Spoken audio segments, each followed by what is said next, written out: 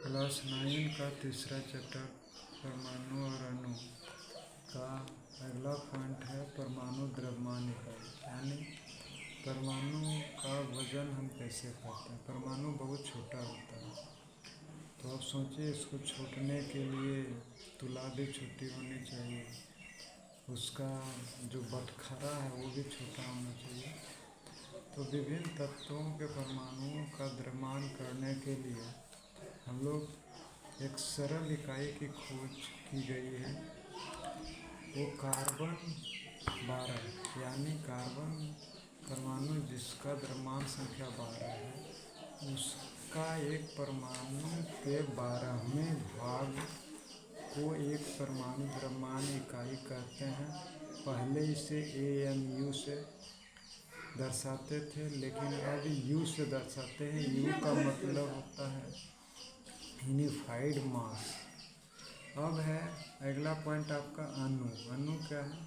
यह भी पदार्थ का छोटा ही कण होता है, नंगे आँखों से इसको भी देखना संभव नहीं है। लेकिन अणु खुद भी बना होता है या परमाणुओं के मिलने से बनता है, या कोई निश्चित नहीं है 2 परमाणु मिलेगा कि 4 परमाणु मिलेगा या 8 परमाणु मिलेगा।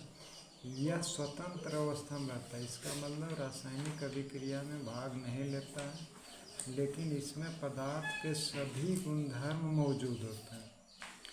अब अणु भी 2 प्रकार का होता है, तत्व के अणु। अब तत्व के अणु जैसे लोहा का अणु में जितना परमाणु होगा सब एक ही प्रकार का होगा, है ना।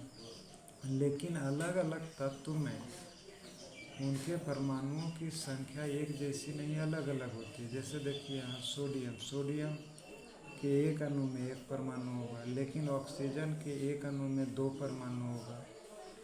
फास्फोरस के एक अणु में 4 परमाणु होगा। सल्फर के एक अणु में 8 परमाणु होगा। तो इस तरह हम एक परमाणु, द्विपरमाणु, चतुर्परमाणु और बहुपरमाणु अणु कहते हैं। अब है यौगिक अणु। हम जैसा जानते हैं यौगिक कम से कम 2 तत्वों के मिलने से बनता है, अधिक भी तत्व हो सकते हैं। तो इसमें परमाणु की संख्या भी अलग होती है और अलग अलग प्रकार भी होता है। जैसे आपको हम एक उदाहरण से समझा रहे हैं, कैल्शियम कार्बोनेट एक यौगिक है। इसमें 3 प्रकार का परमाणु है। कैल्शियम एक प्रकार हुआ, कार्बन दूसरा प्रकार हुआ, ऑक्सीजन तीसरा प्रकार हुआ। अब इसमें परमाणुओं की संख्या भी अलग अलग है। कैल्शियम का 1 परमाणु है, कार्बन का 1 परमाणु है और ऑक्सीजन का 3 परमाणु है।